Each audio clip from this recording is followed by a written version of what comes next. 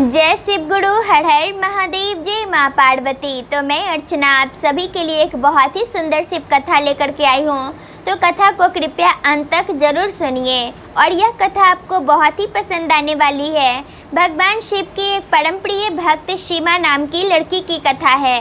तो कथा को अंत तक सुनिए, यह कथा आपको बहुत ही पसंद आने वाली है, मुझे पूरा विश्वास है। सीमा नाम की एक लड़की रहती है जो भगवान शिव की परम प्रिय भक्त रहती है, लेकिन बेचारी अनाथ रहती है। और सीमा का एक भाई भी रहता है जो कि उससे 5 साल बड़ा रहता है।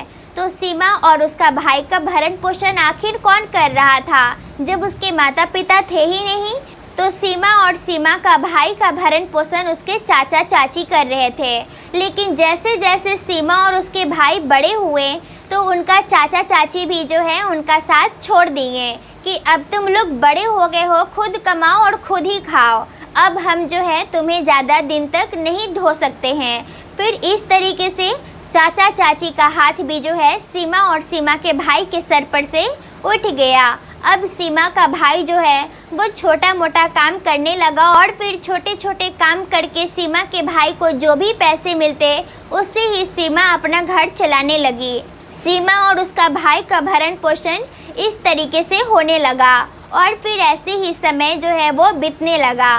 सीमा बचपन से ही देवादिदेव महादेव की परम प्रिय भक्त थी और वो हमेशा से जो है नित्य प्रतिदिन उठ करके देवादिदेव महादेव से प्रार्थना किया करती थी और प्रतिदिन जो है भोलेनाथ से अब यही प्रार्थना करती थी कि उसके भाई को आज इतना पैसा मिल जाए कि घर का जो है खर्चा अच्छे से चल जाए, मैं भूखी रह जाऊं लेकिन मेरा भैया भूखा ना रहे। इस तरीके से जो है वो भोलेनाथ से प्रतिदिन प्रार्थना किया करती थी। लेकिन देवादिदेव महादेव की कृपा से जो है उसका भाई, सीमा का भाई इतना कमा करके ले आता था, ना तो सीमा के भाई को भूखा रहना पड़ता था और ना ही सीमा को भूखा रहना पड़ता था। फिर इसी तरीके से भोलेनाथ की कृपा से जो है उनका समय जो है वो आगे बढ़ने लगा और धीरे धीरे सीमा और सीमा के भाई दोनों बड़े होने लगे। और सीमा का भाई जब बड़ा हो गया तो फिर उसके चाचा चाची और फिर आस पड़ोस के जो भी लोग थे उसे बोलने लगे कि अब तुम विवाह योग्य हो गए हो तो फिर तुम्हें विवाह कर लेना चाहिए।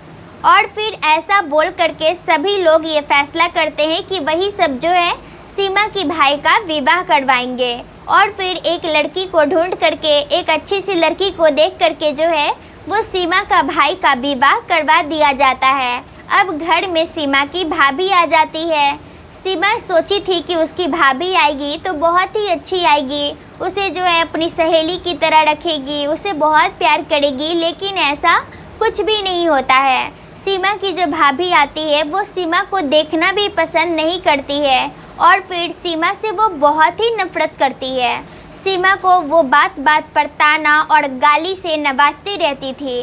सीमा बेचारी बहुत ही परेशान, सीमा को समझ में नहीं आता था कि आखिर उसकी भाभी ऐसी क्यों है। लेकिन फिर भी सीमा अपनी भाभी की किसी भी बात का बुरा ना मानती थी और ना ही अपनी भाभी को पलटकर किसी भी सवाल का जवाब देती थी। जैसे कि उसकी भाभी अगर कोई ताना मारी तो वो कभी भी जवाब नहीं देती, अगर वो चाहती तो वो भी ताना दे सकती थी, लेकिन सीमा ऐसा कभी नहीं करती और ना ही वो अपने भैया से शिकायत करती अपनी भाभी का।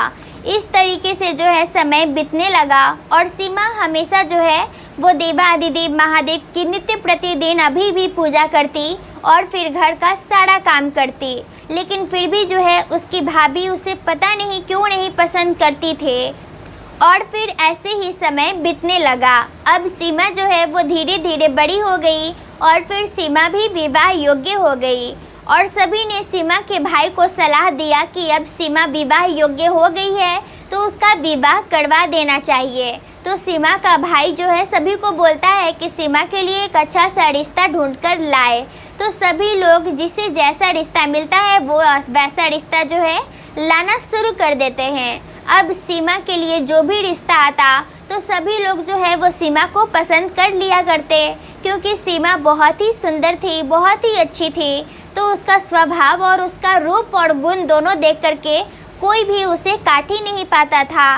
लेकिन यहाँ पर भी एक समस्या थी कि जो भी रिश्ते वाले आते थे कोई भी बिना दहेज के शादी करने के लिए तैयार नहीं थे। और फिर दहेज का बात सुनते ही जो है वो सीमा की भाभी उन सभी को जो है वो गाली दे करके भगा दिया करती थी।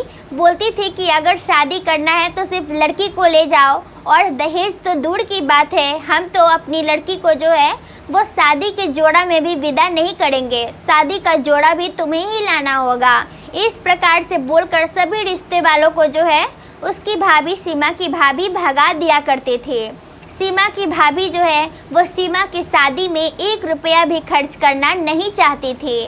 और फिर इस प्रकार से जो है कोई भी रिश्ता वाला, कोई भी जो रिश्ता वाला आता था वो सीमा से शादी करने के लिए नहीं मानता था। सभी लोग जो है वो चले जाते थे। और सीमा का भाई का जो है सीमा की भाभी के सामने कुछ चलता भी नहीं था, वो कुछ बोल भी नहीं पाता था। इस प्रकार से ऐसे ही समय गुजरने लगा और सीमा को जब पता चलता है कि उसकी भाभी उससे इतना नफरत करती है कि उसे जो है वो एक शादी के जोड़ा में भी विदा नहीं कर सकती, तो उसे बहुत ही तकलीफ होता है, बहुत ही बुरा लगता है। और वो भोलेनाथ के सामने जाकर के रोती है और कहती है कि हे भोलेनाथ, मेरी भाभी आखिर किस जन्म का दुश्मनी मुझसे निकाल रही है।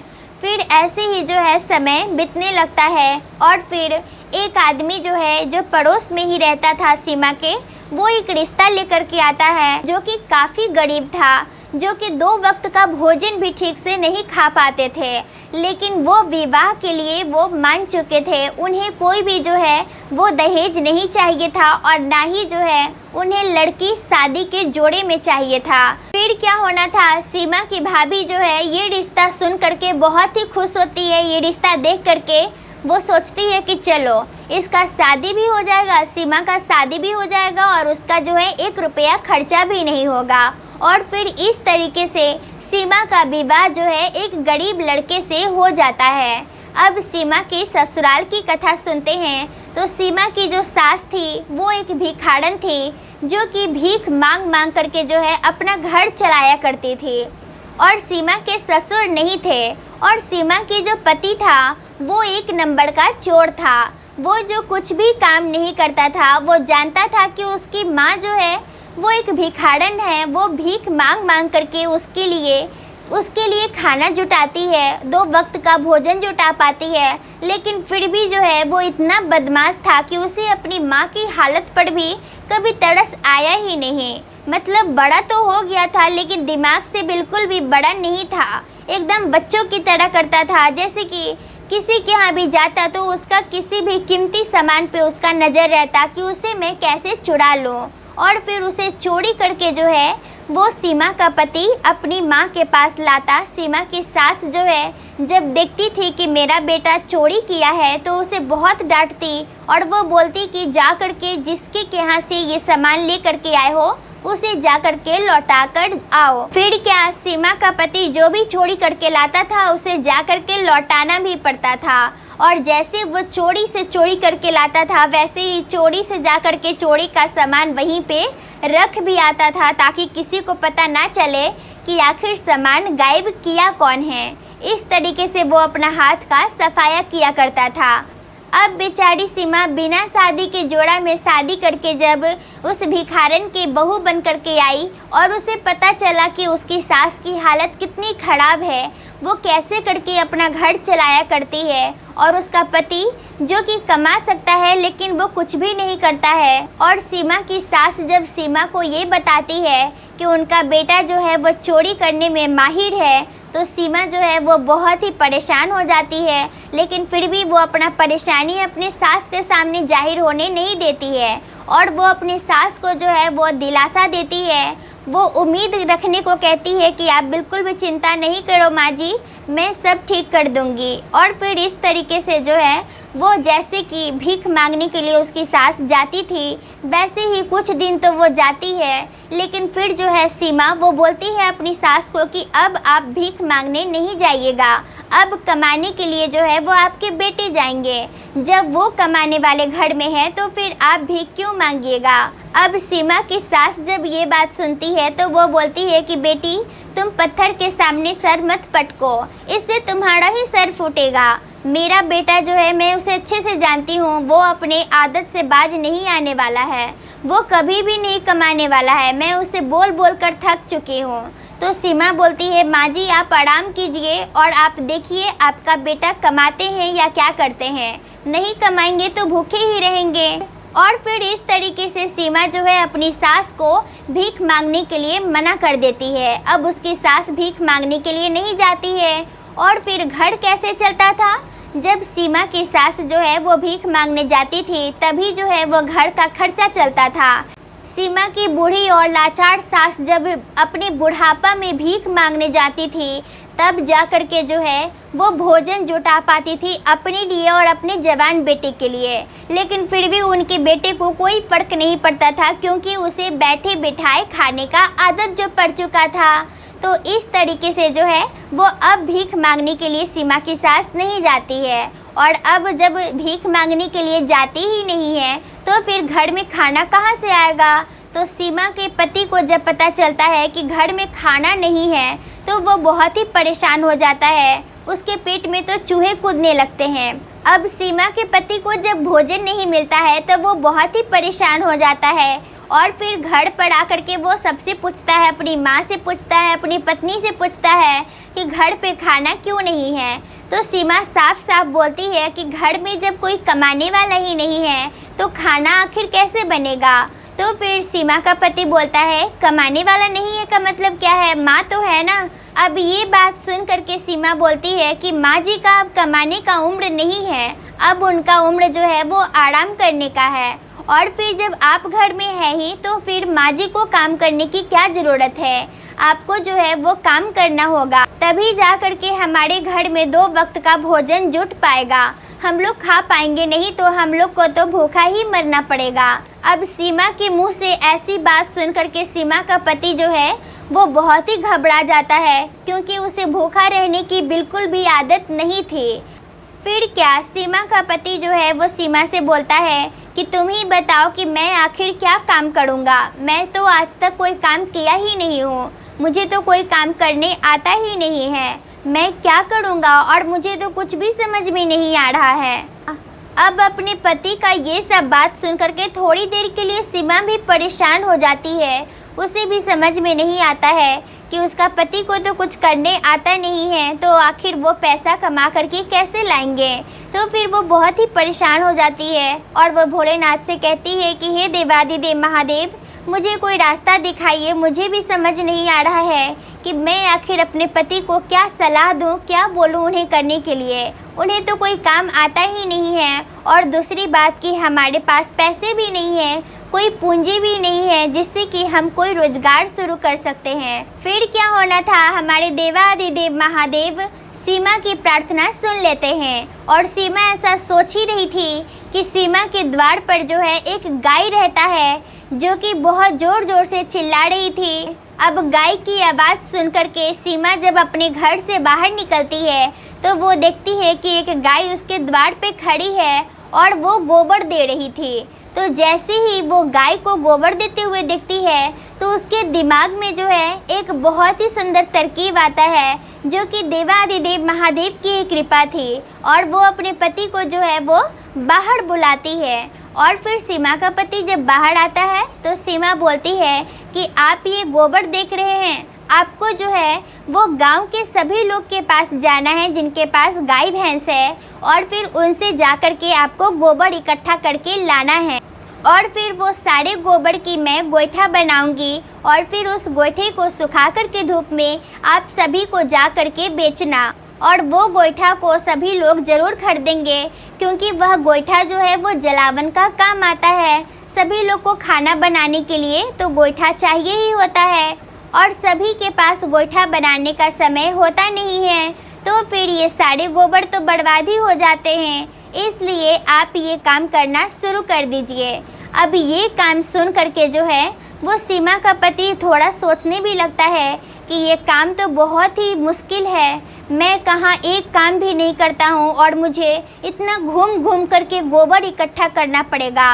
लेकिन अब उसके पास कोई रास्ता भी नहीं था तो सीमा की बात उसे मानना ही पड़ता है। फिर क्या, सीमा का पति एक बोरिया ले करके अपने गांव में निकल पड़ता है और जिस गाय भैंस का मालिक अपने गाय भैंस का गोबर देने के लिए तैयार हो जाता है उसका गोबर जो है सीमा का पति इकट्ठा करके ले आता है और फिर उस गोबर का सीमा गोईठा बनाने लगती है और उस गोईठा को जो है सुखा करके धूप में अच्छे से और उसे जा करके दोबारा से बोरिया में पैक करके जो है उसे उसका पति जा करके बेचने लगता है, सीमा का पति अपने ही गांव में घूम घूम करके। और देवाधिदेव महादेव की कृपा होती है कि उसका गोईठा जो है वो बिकने भी लगता है। सभी लोग उसका गोईठा खरीद लेते हैं और फिर इस प्रकार से वो गोईठा बेचने वाला काम ही करने लगता है। और देवाधिदेव महादेव की कृपा से सीमा का यह रोजगार जो है वो चल पड़ता है। सभी लोग जो है वो गोईठा खरीदना, सीमा के पति से गोईठा खरीदना शुरू कर देते हैं और अब सीमा का पति जो है वो पैसे कमा करके लाने लगता है और सीमा का घर जो है इस तरीके से चलने लगता है और फिर सीमा का घर जो है धीरे धीरे पूरा धन से भरने लगता है। देखते ही देखते जो है वो सीमा सोचती है कि अब यह रोजगार जो है हमें बंद कर देना चाहिए और सीमा जो है अपना वह रोजगार बंद कर देती है। और सीमा क्या करती है कि जितने भी पैसे सीमा के पति ने कमाए थे अभी तक, वो सारे पैसे को जो है वो खर्च कर देती है और ढेर सारा गाय भैंस जा कर के खरीद लाती है। वो इसलिए ये काम बंद करती है क्योंकि इसमें सीमा के पति को बहुत ही मेहनत करना पड़ता था, इसलिए सीमा को लगा कि ये काम जो है उसे बंद कर देना चाहिए। और फिर सीमा बहुत सारा गाय भैंस खरीद लाती है और फिर वह दूध का व्यापार करना शुरू कर देती है। उसे दूध लेकर के कहीं भी जाना नहीं पड़ता है, बल्कि गांव के जो भी लोग थे जिनके पास गाय भैंस नहीं था, वो सभी लोग खुद ब खुद जो है वो अपना अपना बर्तन लेकर के आते और सब जो है दूध लेकर के चले जाते थे। और फिर देवाधिदेव महादेव की कृपा से अब कम मेहनत में ही जो है अब ज़्यादा घूमना फिरना भी उसके पति को नहीं पड़ता था, सीमा के पति को। और सीमा के पति को ज़्यादा मेहनत भी नहीं करना पड़ता था। घर में जो है वो गाय भैंस को खिलाते पिलाते और फिर उससे जो है जो दूध निकलता उसको जो है वो सारे ग्राहक में बेच दिया करते थे और कभी भी जो है वो लोभ लालच नहीं करते हैं। इसी प्रकार से दिन दुगना रात चौगना उनकी तरक्की होती है। देवाधिदेव महादेव की कृपा दृष्टि उनके जीवन में हमेशा बनी रहती है। और फिर इस प्रकार भोलेनाथ की कृपा से भोलेनाथ की परम प्रिय भक्त रहती है सीमा, जो अपने घर को स्वर्ग बना देती है, अपने ससुराल की गरीबी को जो है वो दूर कर देती है। और ये सब देख करके सीमा की सास ही नहीं बल्कि सीमा के पति भी बहुत ही खुश होता है कि वो नसीब वाला है कि सीमा जैसी उसकी पत्नी मिली है। तो एक दिन क्या होता है कि सीमा का भाई जो है वो सीमा के घर पे आता है और फिर सीमा का जब घर देखता है तो वो देखता ही रह जाता है। वो सोचता है कि अरे ये मेरी बहन का ही घर है या फिर मैं किसी और के घर पे आ गया हूँ, क्योंकि देवाधिदेव महादेव की कृपा से और सीमा की भक्ति के कारण जो है वो एक भिखारन का घर जो है, एक गरीब का घर, वो बहुत बड़ा घर बन गया था और पूरा घर जो है वो धन संपत्ति से भरा हुआ था। और ये सब देख करके सीमा का भाई देखता है तो देखता ही रह जाता है और फिर जो है वो सीमा से आ करके माफ़ी मांगता है अपनी पत्नी के लिए। लेकिन सीमा अपने भैया को बोलती है कि भैया आप आखिर मुझसे क्यों माफ़ी मांग रहे हैं, आपकी क्या गलती है। और फिर गलती तो किसी की नहीं है, अगर किसी की गलती है तो वो मेरे नसीब की गलती है। अगर इसमें किसी की गलती है कि मेरी विवाह जो है वो एक भिखारन के घर में हुआ, एक गरीब घर में हुआ, इतना गरीब जहाँ की 2 वक्त का भोजन खाने के लिए भी आफत था। अगर इसमें किसी की गलती है तो वो आपकी कोई गलती नहीं है, भाभी की कोई गलती नहीं है, इसमें पूरा गलती मेरी किस्मत की गलती है और मेरी किस्मत में ही लिखा था जो कि आप टाल न सके। फिर क्या, सीमा के मुंह से ऐसी बात सुन करके उसका भाई पानी पानी हो जाता है और वो शर्मिंदगी के कारण अपना शीश झुका लेता है। उसे समझ में नहीं आता है कि आखिर वो कौन सा मुंह दिखा करके अपनी बहन से माफ़ी मांगे।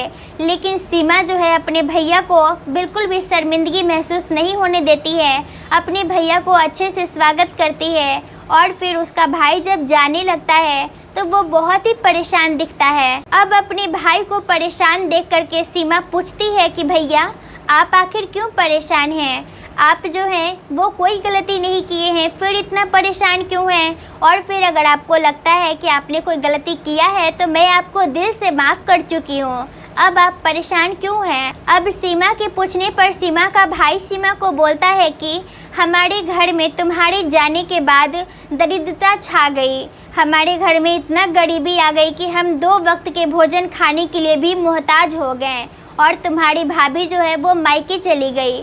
मुझे समझ नहीं आ रहा था कि मैं क्या करूं। मैं तो यही सोच रहा था कि मैं जाकर के आत्महत्या कर लेता हूं, लेकिन सोचा कि उससे पहले अपनी बहन का मुंह तो जाकर के देख लूं एक बार। अब देवादिदेव महादेव की परम प्रिय भक्त सीमा अपने भाई की सभी परेशानी को सुनती है तो वो बोलती है कि भैया परेशान बिल्कुल भी मत होइए। और फिर इतना बोल करके सीमा अपने भैया को बहुत सारा धन दे करके विदा करती है और वो बोलती है कि भैया आप ये धन लेकर के जो है अपने घर जाइए और भाभी को मायके से बुला करके देवादिदेव महादेव की एक पूजा करवाना और जो पैसे बच जाएंगे उससे कोई छोटा सा रोजगार शुरू कर देना।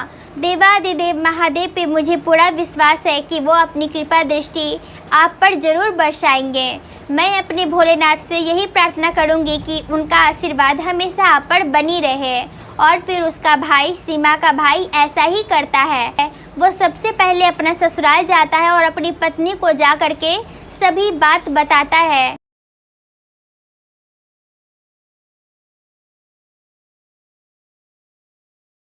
अब सीमा की भाभी को जब पता चलता है कि सीमा, जिसको कि वो देखना भी नहीं चाहती थी, जिससे कि वो इतना नफरत करती थी, वो आज इस हालात में उसका साथ दी है। और फिर वो भगवान से प्रार्थना भी करती है कि उनका घर जो है, जो टूटकर बिखर गया है, वो फिर से अच्छे से बस जाए, वो फिर से अच्छा जीवन जीने लगे।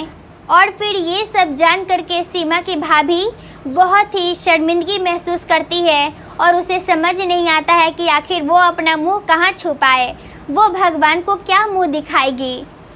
फिर क्या होना था, सीमा की भाभी सीमा के भाई के साथ सीधे सीमा के घर पे आती है और उसके चरणों में गिर जाती है और सीमा से क्षमा मांगने लगती है। और अपने घर पे सीमा की भाभी देवादिदेव महादेव की एक पूजा रखती है और फिर उसमें जो है वो सीमा को भी ले जाती है, सीमा के पूरे परिवार को भी ले जाती है। और फिर जो भी धन सीमा दी थी, सीमा अपने भाई को दी थी, सीमा की भाभी वो सारा धन देवादिदेव महादेव की पूजा में खर्च कर देती है।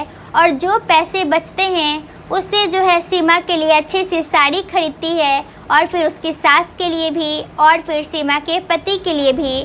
और फिर सीमा की भाभी सीमा को इस तरीके से विदा करती है जिस तरीके से एक माँ अपनी बेटी को विवाह के बाद विदा करती है।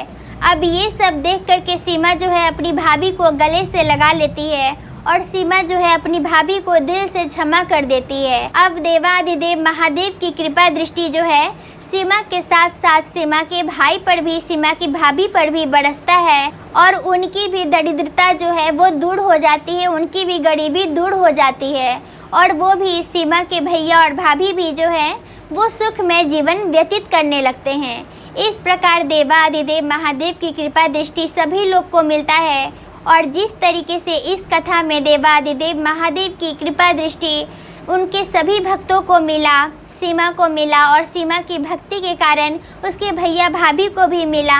सीमा के गरीब परिवार, जो सीमा की गरीब सास थी, सीमा का चोर पति था, उसको भी जो है देवादिदेव महादेव की कृपा दृष्टि मिली। भोलेनाथ का आशीर्वाद सबके ऊपर बरसा। उसी प्रकार हमारे भोलेनाथ अपने सभी भक्तों पर अपना कृपा दृष्टि बरसाए रखें। तो प्रतिदिन एक कथा सुनने के लिए आपको चैनल को सब्सक्राइब ही नहीं करना है, बल्कि घंटी को भी दबा करके ऑल नोटिफिकेशन को भी ऑन करना है। और अगर आपको यह कथा अच्छी लगी तो कथा को लाइक कीजिए, शेयर कीजिए। तो फिर मिलती हूँ अगली वीडियो में एक नई कथा के साथ। तब तक के लिए नमस्कार और अंत में प्रेम से बोलिए हर हर महादेव, घर घर महादेव।